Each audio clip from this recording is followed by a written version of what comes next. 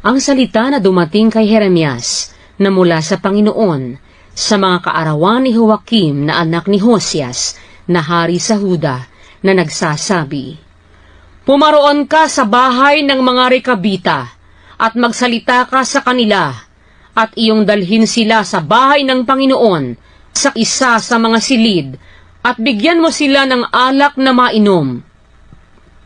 Nang magagayoy, kinuha ko si Hasanias na anak ni Jeremias, na anak ni Habasinias, at ang kanyang mga kapatid, at ang lahat niyang anak, at ang buong sangbahayan ng mga Rekabita.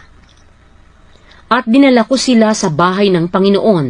sa silid ng mga anak ni Hanan na anak ni Igdalias, na lalaki ng Diyos, na nasa siping ng silid ng mga prinsipe, na nasa itaas ng silid ni Maasias, na anak ni Salom, na tagatanod ng pintuan.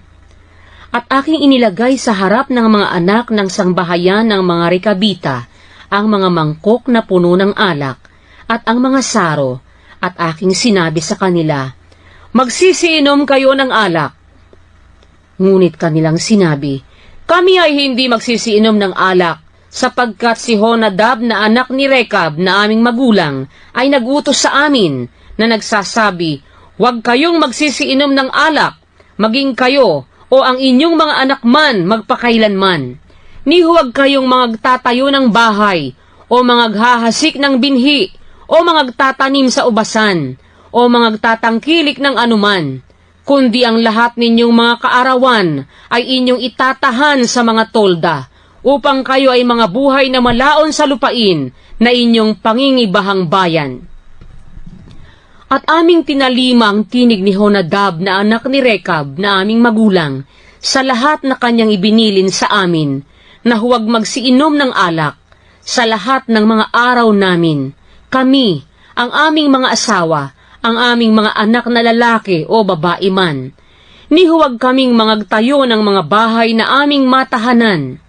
ni huwag kaming magtangkilik ng ubasan, o ng bukid, o ng binhi, kundi kami ay nagsitahan sa mga tolda, at kami ay nagsitalima, at nagsigawa ng ayon sa lahat na iniyutos sa amin ni Honadab na aming magulang. Ngunit nangyari, nang si Nabucodonosor na hari sa Babylonia ay umahon sa lupain, na aming sinabi, "Tayo na, at tayo'y magsiparoon sa Jerusalem, dahil sa takot sa hukbo ng mga Kaldeo, at dahil sa takot sa hukbo ng mga taga-Syria. Sa ganito'y nagsisitahan kami sa Jerusalem." Nang magagayoy, dumating ang salita ng Panginoon kay Jeremias na nagsasabi, "Ganito ang sabi ng Panginoon ng mga hukbo, ng Diyos ng Israel, yumaon ka at sabihin mo sa mga tao ng Huda at sa mga nananahan sa Jerusalem, hindi baga kayo magsisitanggap ng turo upang dinggin ang aking mga salita?" Sabi ng Panginoon. Ang mga salita ni Honadab na anak ni Rekab, na kanyang iniyutos sa kanyang mga anak, na huwag magsiinom ng alak, ay nangatupad. At hanggang sa araw na ito, ay hindi sila nagsisiinom, sapagkat kanilang tinalima ang tinig ng kanilang magulang. Ngunit aking sinalita sa inyo, na bumangon akong maaga, at aking sinasalita, at hindi ninyo ako dininig. Akin din namang sinugo sa inyo ang lahat kong lingkod na mga propeta,